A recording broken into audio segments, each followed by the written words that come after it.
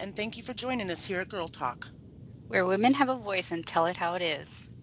I'm Ava. And I'm Lanai. And we're the Divas That Dish.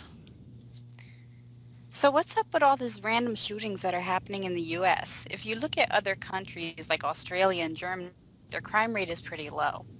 In China, civilians are not allowed to have guns unless they are law enforcement, and in Great Britain, guns are effectively banned. There are major background checks before a person can own a gun, including interviewing family doctors about drug abuse and mental health issues. Ava, did you know there was over 300 million guns currently sprinkled across the U.S.?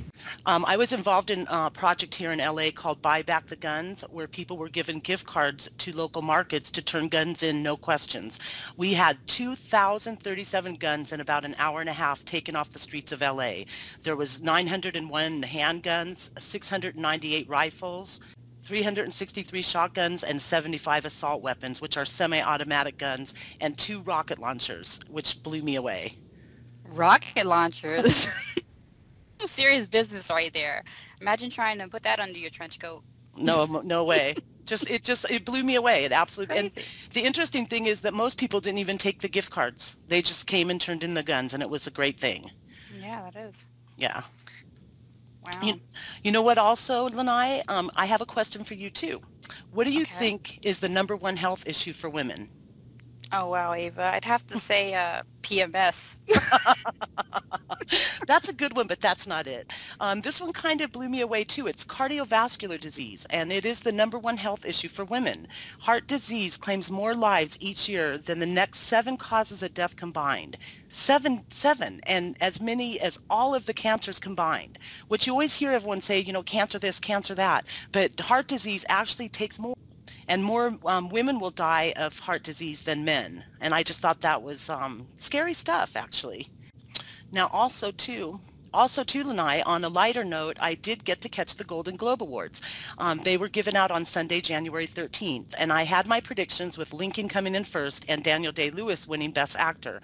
Well, I did what I typically do watching award shows. I fell asleep, but I did wake up in time to see Daniel Day-Lewis win, and also I had massive amounts of tears for Jodie Foster. You know, I've grown up watching her. I love her. She received the Lifetime Achievement Award, and everywhere I was going on the next day, everyone was talking about her rambling her speech and everything. Mm-hmm. Didn't the real world media say something about her doing a coming out speech? You know, I think the real world is kind of tacky when it comes to media sometimes. I think so too. And I think part of it was her coming out in an offhand way, but I think more of it was her saying that she was going to be stepping back a little bit, and if something great came up, you know, she would do it, but otherwise she was going to stay out of it, out of show business. And what blows me away is, if you think about it, she has spent 47 of her 50 years of life in show business. That's a fantastic career. That's a huge career. That's a huge career, and not a lot of gossip about her and all that stuff, so it's amazing. All right. Okay, ladies and gentlemen, we need to go right now to have a commercial break and give our sponsors some time here. So we'll be right back after this.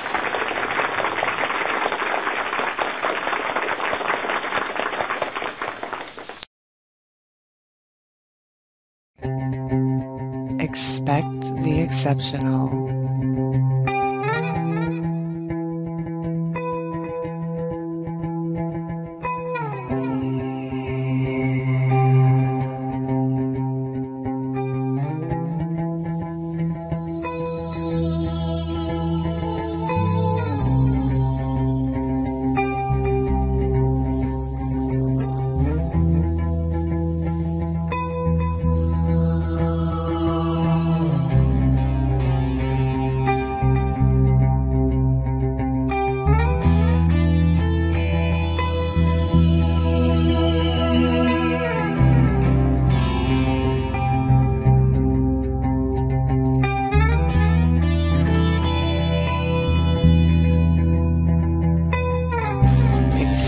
Studios.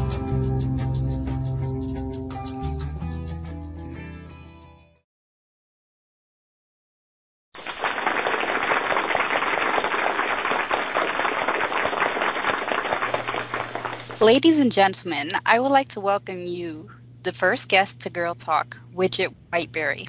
Widget is a producer of virtual speaking in Second Life on Blog Talk Radio.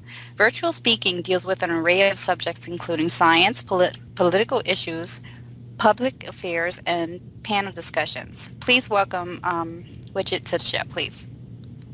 And I'm going to go ahead and ask something that everybody always wants to know, and that's how you were brought to SL. What brought you to SL? So one night I get an email saying, would a linguist I was working with be interviewed on Virtually Speaking in Second Life? And I understood the structure of the sentence, but I'd never heard of Second Life. I'd never heard of Virtually Speaking. And so I wrote back and I said, tell me what you're talking about. Give me some more information. And they told me that since March of 2007, this was the fall of that year, they'd been interviewing authors and academics in Second Life before a virtual studio audience, and they wanted to have the fellow I was working with appear on the show. This was George Lakoff, the linguist. And so I thought that was a fairly interesting idea.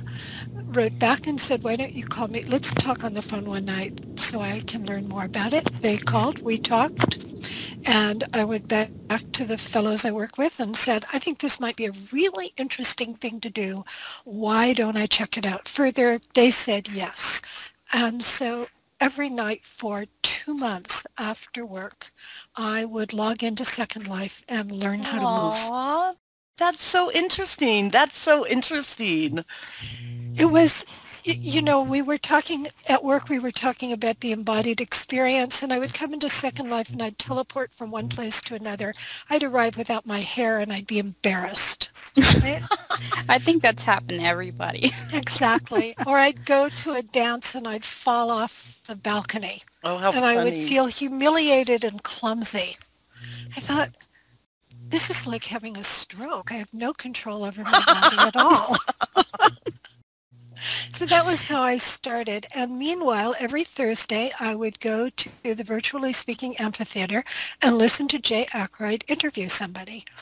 He interviewed, who did he interview back then? He interviewed John Dean, who had just written about the White House and Watergate. He interviewed scientists. He interviewed economists. It was really very fascinating, and it became my regular Thursday thing to do. Fast forward a couple of years, and I started thinking about this. A couple of science people, science writers that he had interviewed. Alan Boyle, he's the science editor for MSNBC, and Tom Levinson, who teaches science writing at MIT. And I thought, these guys should have their own show. We need a Virtually Speaking Science. So I proposed that, and the fellows at Virtually Speaking said, sure, go ahead. I went to Curious George, who let's see, at that time had the Stella Nova Sim, and was a lead person for the Meta Institute for Computational Astrophysics, which was a collaboration between NASA and Caltech in Second Life. I asked them if they would host us on their sim. They said yes. I went to Alan and begged him to interview somebody once a month. I did the same with Tom Levinson. Eventually, they gave in to my begging. I love it. I said, you can interview anyone you like. I will train your guests to use Second Life. I'll record, I'll edit, I'll do whatever needs to happen to make this easy for you. And you only have to do it once a month. And they both rather liked the idea. They'd both been, Alan had been interviewed a couple of times. Tom had been interviewed once. But they got the essential concept. Oh, that's awesome. What it might mean to use this kind of social networking platform to reach new audiences, and especially to reach a global science audience. That's awesome. So we started in 2011. I love it. And you know, it's even more special because I'm a NASA brat. Oh, you are? I am. I am all my life. Oh, fabulous. So you know. Yes. Yeah. Huge fun. When Stella Nova closed, because that collaboration between NASA and Caltech ended, they arranged for us to move over to the Exploratorium. So we are now hosted on the Exploratorium sim in Second Life. Wow. That's awesome.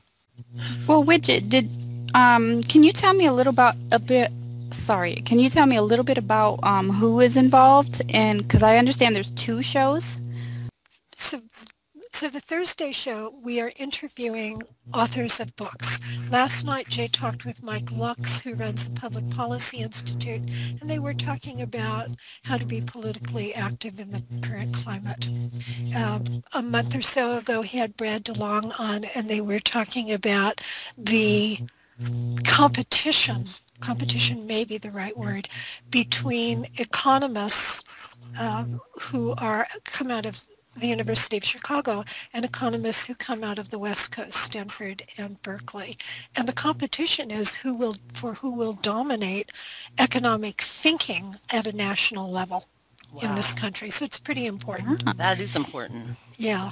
And pretty interesting. So that's the Thursday show. On Sundays, for the Sunday show, we have a media panel of 10 prominent, mostly U.S. bloggers. Our one blogger located elsewhere is Abaddon Carroll, who's a U.S. expat based in London. Let's see if I can, now I'm going to have to see if I can go by memory since I can't take my hand off the button. But Digby, who writes for Hullabaloo, Joan McCarter, who is the legislative analyst for Daily Kos. Cliff Schechter is a political analyst out of the Midwest. Marcy Wheeler is an investigative reporter out of Michigan. She writes as Empty Wheel. Dave Dyan ran the news desk at Fire Dog Lake. Stuart Zeckman comments at Time Magazine Swampland and several big economics blogs that I'm not remembering the names of. So we've got there's a note card available for people who want to pick those up. So at any rate, 10 guests, and they rotate in pairs every Sunday night. Then on occasion on Tuesdays, we have Virtually Speaking A to Z, which are 2 of our people, Jay, our primary host, and Stuart Zeckman, who talk about political theory. And then the Wednesday show is Virtually Speaking Science, and that one's mine. Wow, so you're pretty active. Oh yeah, it's exhausting. That's great. Well, thank you. We're going to actually take a small commercial break, and we'll be right back after these messages.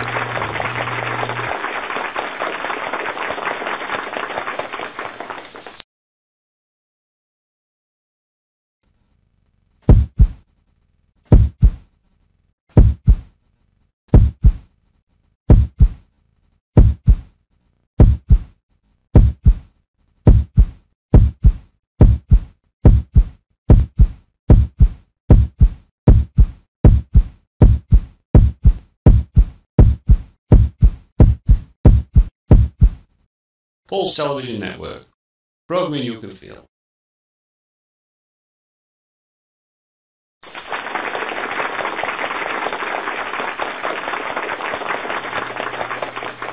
And we are back with Girl Talk, and here we have Widget Whiteberry with us. Widget, I wanted to ask you, you had mentioned to me about a book called Merchants of Doubt. Can you explain what that's about? So Tom Levinson, one of our hosts, talked with science historian Naomi Oreskes. She teaches the history of science at the University of California, San Diego. Naomi wrote a book called Merchants of Doubt, How a Handful of Scientists Obscured the Truth on Issues from Tobacco to Global Warming. That book is about big tobacco, climate science, the establishment of scientific consensus, and the role and character of scientific dissent. And it's really a fascinating story because what what happened was a group of Cold War scientists who had been involved in the development of the nuclear bomb basically hired themselves out to the tobacco industry for all sorts of bizarre reasons. And the strategy they created then to cast doubt on the health hazards of tobacco formed the basis for the doubts they are casting now on climate science. So they talk for about an hour in that one, and all of these are available, and I believe you've got the link. Also, Widget, I'd like to find out about this leaking pipeline phenomenon. Oh yeah, that's one of my favorite stories. Virtually speaking, science leads me down various trails so that I'm always learning things I didn't know anything about. We had a guest who produces the Ig Nobel Awards every year. The Ig Nobel Awards have a tagline, which is science that makes you laugh and then makes you think. I'm listening to a program there, and they start talking about the leaky pipeline. There is a woman, a molecular biologist named Nancy Hopkins, who was at MIT. And Nancy Hopkins, along with Jim Watson of DNA fame, essentially founded the field of molecular biology. This is a story in and of itself. And when she and several other women academics at MIT for some reason got into a conversation trying to understand why it is that as you work your way up the ladder in academia, more and more women fall away. So when you start in elementary school, in middle school, in high school, lots and lots of girls are interested in science. They're also interested in engineering and math. The longer they stay in school, the more of them fall away. So the question was, what's going on here? Well, with MIT, you have this huge resource because they save all their data. They throw away nothing. And so this small group of women went to the administration of MIT and got access to the data. And out of that came a study and an explanation. They identified 14 or 15 different phenomena that tend to discourage women from staying either in school or in their chosen fields. And no, they're all things that you would, for instance, being hit on by your male teachers. Well, of course that's discouraging. Right? There are 15 of them like that. They are things like staying in the sciences, staying in any field requires that one has a mentor. Or rather, you are more likely to stay in your chosen field if you have a mentor who genuinely supports you. Well, mentors look for mentees. When they look for mentees, they're looking for people who remind them of themselves. So if a field is dominated by men, they are naturally going to find guys who remind them of themselves as younger men, right? Younger versions of themselves. Sense to me. Makes sense. Right, so there's nothing pernicious going on here. This is just normal human behavior. Well, they found 15 of those. So Nancy was on the show last November talking about this, and that's one of those programs that you can look for, Virtually Speaking Science. And I think I ought to mention that while we are in Second Life, we webcast these, which is the Blog Talk Radio connection. Right?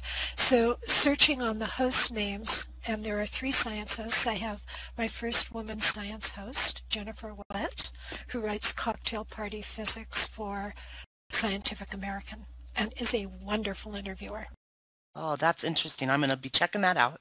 Yes, thank you. I'm very glad. I'm happy to send you links to any and all of them. Okay, peeps. We have come to the point in our program where we want to hear from you. So if you have any questions for Widget, Ava, and myself, please type them in local chat and we'll read them out loud and answer them for you. So I'm seeing a question from Trey Rivera, how we find our guests. Do you want me to respond to that one? So Trey, each of the hosts, Tom, Alan, and Jennifer, they interview people they want to interview. So sometimes they will go directly to those people and then hook them up and then introduce them to me for scheduling. Sometimes I will come across someone like Nancy Hopkins teaches at MIT, but Tom didn't know her. I was just so taken with what she was saying that I introduced them and set it up. So it can happen, and then sometimes they will the host will identify someone he or she wants to interview, but they don't know them. And so then I write an email and invite them to be on the show. And it's really remarkable that people generally say yes.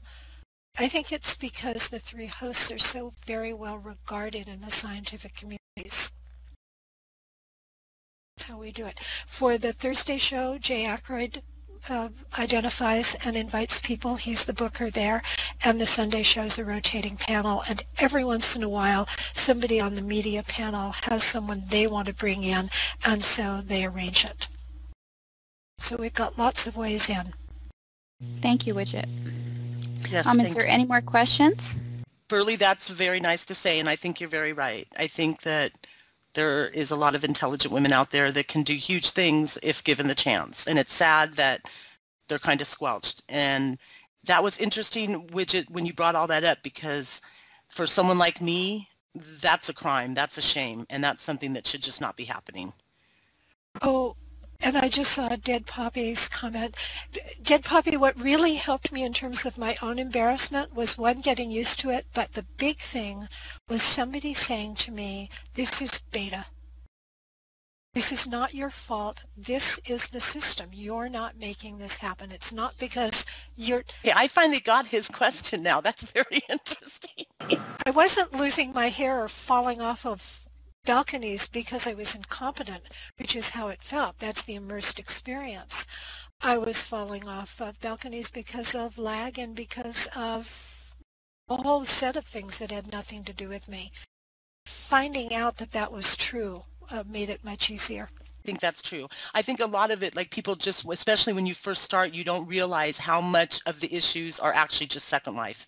And you just got to go on and figure it out and deal with it. From Merritt, she wanted to know, Widget, that it's also difficult for women to get recognized and respected for their minds, considering that we are still in a male-dominated society. How do you feel about that? I think it's getting better in some ways and not getting better in other ways. I think this is something we have to pay attention to and are going to have to pay attention to a very long time. But I take a certain amount of, I'm optimistic when I see the generation of people raised by my generation. Our sons and daughters are better about this. My son looks at women, listens to them, and doesn't begin to think that a woman can't do something because she's a woman. So he's grown out of that, and that's because he grew. So I think we do have progress, but I also think we have systemic problems. So institutionalized racism can be generalized to institutionalized sexism. Dead Puppy, you may be right. He may come under peer pressure to overlook women's competencies in the future, but he'll push back. I know for myself in my real life that when this happened in my case, I basically proved him wrong, and I basically took the LA Times down and proved them wrong. And so I think it is getting better, and I think it's a matter of just persevering and keep going and showing them that they're wrong. I think the biggest challenge is actually that we believe in ourselves. One of the really shocking thing to me from the MIT study is that both men and women have an unconscious bias against women. Both men and women. So if a woman is teaching an advanced class, there are going to be both men and women who are uncertain that they're going to get the education they need with that woman teaching, having nothing to do with who the specific woman is. This is unconscious gender bias, and we do have a lot of it. Becoming aware of it is a big first step. That I agree with that. And you know, ladies and gentlemen, I think we're definitely going to have Widget come back, because I think we could go on and on about this subject, but we are running out of time. I would like to thank Widget for coming and talking to us today on Girl Talk. We will also be pasting links in local chat for you guys. Yes, I'd like to also thank you, Widget. It was very informative. I think the one thing, the more that I'm on here, the more that I know, there's more I can learn, and that's an awesome thing. So thank you very much for being with us. Yes, thank you. I would also like to thank our wonderful audience. You guys had some amazing questions. Thank you for joining us today on Girl Talk, and invite everyone to look for future Girl Talk episodes. You can see this and other Pulse TV episodes at pulsetvnetwork.ning.com. I am Lanai Jericho. And I am Ava Yamin. And remember this, what makes the world go around? Girl Talk, that's why.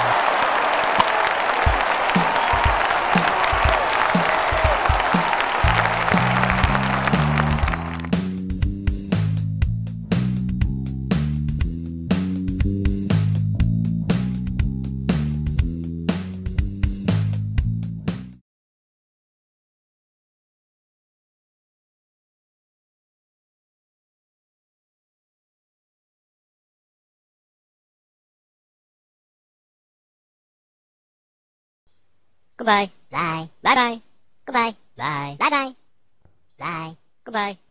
Bye bye. Goodbye. Bye. Bye bye.